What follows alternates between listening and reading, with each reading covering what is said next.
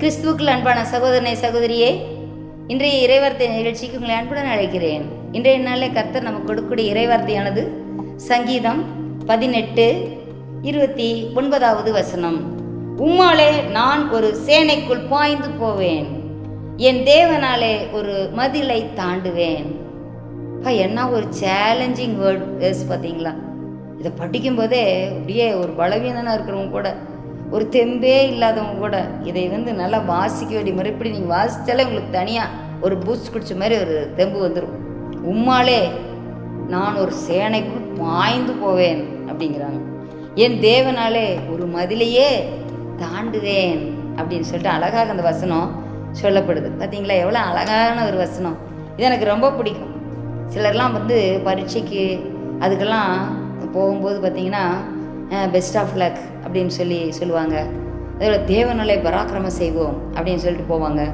அது மாதிரி சில நல்ல ஒரு வசனம் சொல்லுவாங்க. இப்போ நம்ம ஏதாவது ஒரு காரியத்தில் பேட்டில் ஃபீல்டில் இருக்கிறாங்க, அந்த மிலிட்ரி ஃபோர்ஸில் அதெல்லாம் இருக்கிறவங்க என்ன சொல்லுவாங்க, அவங்களுக்கு அந்த பயம் திகில் அதெல்லாம் எதுவும் இருக்காது. ஏன்னா அவங்க பயந்தாங்கன்னா அவ்வளோதான், உள்ளே குடியிருக்கிறவங்க என்ன செய்ய முடியாது, தைரியம் இழந்துருவோம். அப்போது அவங்களாம் என்ன செய்வாங்க, அப்படியே தைரியமாக இருப்பாங்க.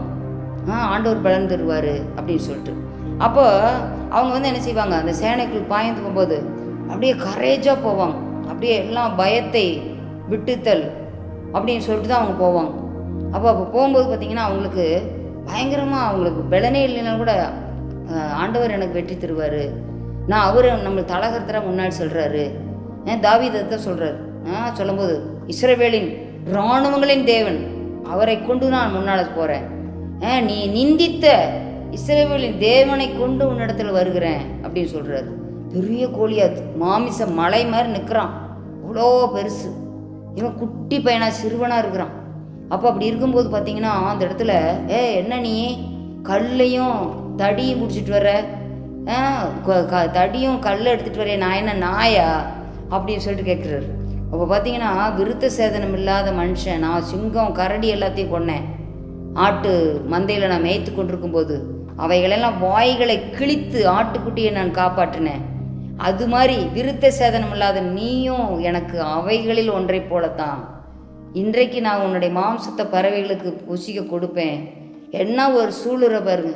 அதனால் ஆண்டவர் நம்மோடு கூட இருந்தாருன்னா அவ்வளோ ஒரு தைரியம் நமக்கு இருக்குது. பார்த்தீங்களா, எக்ஸாம்ஸ்லாம் போகும்போது பார்த்தீங்கன்னா அப்படி தான் நம்ம சொல்லி அனுப்புறது. ஆண்டவர் உன்னோடு இருக்கிறார், வெற்றியோடு போயிட்டு வா. அந்த பேனாங்கிற ஆயுதத்தை ஆண்டவர் உனக்கு பயன்படுத்துவார், உன் கரத்தை பிடித்து ஆண்டவர் எழுதுவார் அப்படியே சொல்லிட்டு நம்ம அவங்களுக்கு உற்சாகம் அளித்து நம்ம அனுப்புகிறோம். நீ எழுதலை இந்த பரீட்சை, நீங்கள் சும்மா இருப்பீர்கள், நீங்கள் நின்று கொண்டு பாருங்கள், கர்த்தர் இன்னைக்கு செய்கிற அற்புதத்தை. இன்னைக்கு பார்க்குற எய்த்திரை நீங்கள் ஒருபோதும் காண்பதில்லை. இதுதான் பெரிய ஒரு அற்புதம்.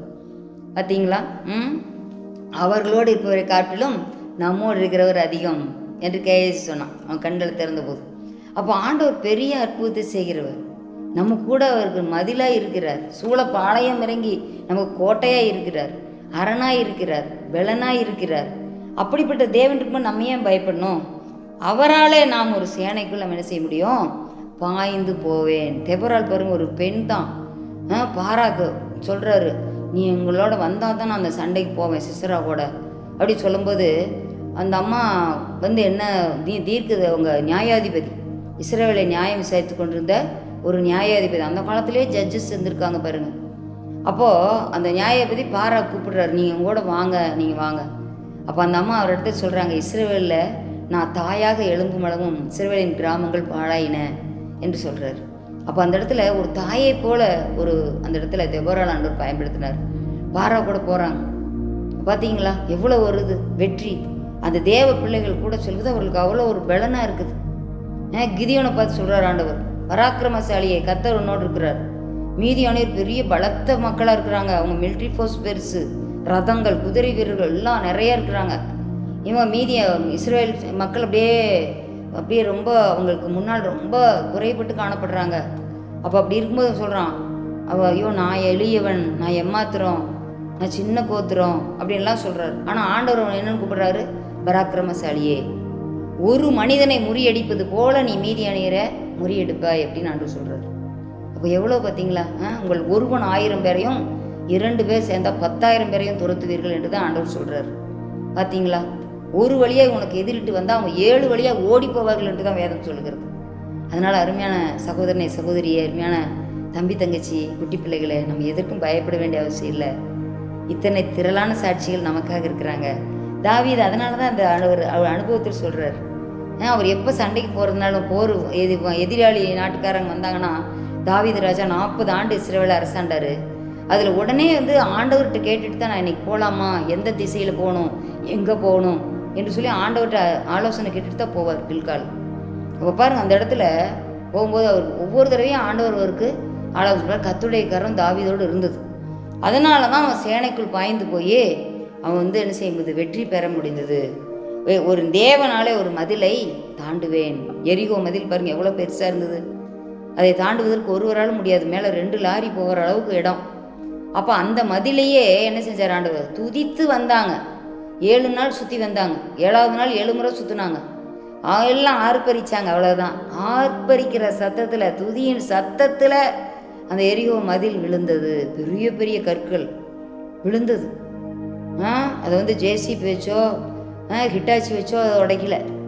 ஆண்டவருடைய துதியின் சத்தத்தில் அந்த இடத்துல அந்த மதில் விழுந்தது. பார்த்தீங்களா? அதை நாம் கூட நமக்கு முன்னால் எப்பேற்பட்ட நேச்சுரல் பேரியர்ஸே முன்னால் வந்தாலும், செங்கடல் வந்தாலும் அதை ஆண்டவர் பிளந்து வழிகாட்டுவார். யோர்தானே வந்தாலும் அதை குவிக்க செய்திருவார். எவ்வளோ எரிகோ மதில் வருதா? பிரபலமான ராஜாக்கள் வருகிறார்களா? யாராக இருந்தாலும் சரி. ஆபிரகாம் பாருங்கள், அவங்க வீட்டில் 318 பேர் தான் இருந்தாங்க. அவன் பழக்கி வச்ச வீரர்கள். அவங்களையும் கூட்டிக்கிட்டு போகிறான். எத்தனை ராஜாக்களை முறியடித்தான்? 5 ராஜாக்களை முறியடித்து தன்னுடைய சகோதரன் லோத்துவையும் அவன் மனைவி பிள்ளைகளையும் அவனுக்கு உண்டான அனைத்தையும் திருப்பி கொண்டு வர்றான். எப்படி பாருங்கள் வெற்றி! 5 ராஜாக்களை இவனும் 318 வீரர்களையும் கொண்டு அவன் வெற்றி பெறான். அதனால் ஆண்டவர் கொஞ்சம் பேரை கொண்டோ அதிக பேரை கொண்டோ பலவீனரோ மற்றவர்களோ பலம் உள்ளவர்களோ யாரை கொண்டும் அவர் பெரிய காரியங்களை செய்ய அவருக்கு லேசான காரியம். ஆகவே அருமையான சகோதரனை சகோதரியே, நம்ம வாழ்க்கையிலும் கூட இந்த மாதிரி ஒரு சேனைகள் அனுபவம் நமக்கு வருதா? ஐயோ, நான்லாம் என்னால் அதை செய்ய முடியுமா? இவ்வளோ மலை மாதிரி இருக்குதே, நான் எப்படி இதை தாண்டுவேன் நினைக்கிறோமா? அருமையாக படித்து கொண்டிருக்கிற பிள்ளைகளுக்கு அப்படி தான். சில சப்ஜெக்டெல்லாம் அவங்களுக்கு ரொம்ப டஃப்பாக இருக்கும். ஐயோ, இதெல்லாம் கண்டிப்பாக எனக்கு அரியர் வந்துருமாட்டிருக்குதே, இந்த பாடத்தில் நான் பாஸ் பண்ணுறதே பெருசு, ஆண்டவரே எப்படியாவது எனக்கு ஜஸ்ட் பாஸாவது கொடுத்துருங்க அப்படின்லாம் ஜெபம் பண்ணுறதெல்லாம் பார்க்குறோம். அப்போது ஆண்டவரை நம்பி அவரை சார்ந்து கொண்டு அதற்காக நம்ம முயற்சி செய்யும்போது அந்த மதிலையே நம்மளால் தாண்ட முடியும். பார்த்தீங்களா? அது மாதிரி தான் நம் தேவன் நமக்கு பெரிய வல்லவர். அப்படிப்பட்ட ஒரு கிரியை நம்ம வாழ்க்கையில் செய்யக்கூடிய தேவன் தான். பார்த்தீங்களா? அவர் சொல்லியும் செய்யாதிருப்பாரோ, அவர் வசனத்தை நிறைவேற்றாது இருப்பாரோ என்று சொல்லியிருக்குது.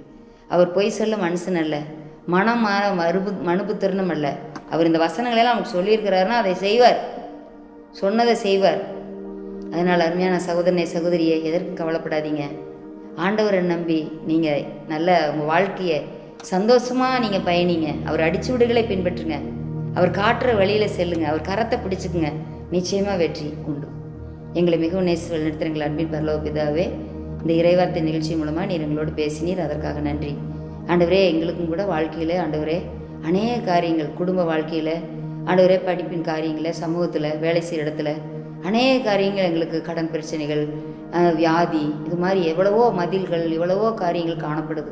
அவைகள்லாம் நாங்கள் தாண்டி செல்ல எங்களுக்கு பலன் தாருங்கப்பா. ஆண்டவரே அப்பா ஸ்தோத்திரம். நீர் அவ்வாறு நீர் ஆண்டவரே, நீர் எங்களுக்கு வெற்றியை தருகிறதற்காக ஸ்தோத்திரம். உண்மையே சார்ந்து கொள்கிறோம். எங்கள் பலனோ எங்கள் பராக்கிரமோ அல்ல கர்த்தாவே, உம்மால் ஆகும், உம்முடைய ஆவியினால் ஆகும். ஆகவே நாங்கள் உண்மையே சார்ந்து கொள்கிறோம். எங்களுக்கு உதவி செய்யுங்க. இயேசு கிறிஸ்து மூலம் ஜெபங்களும் ஜீவன நல்ல பிதாவே, ஆமென்.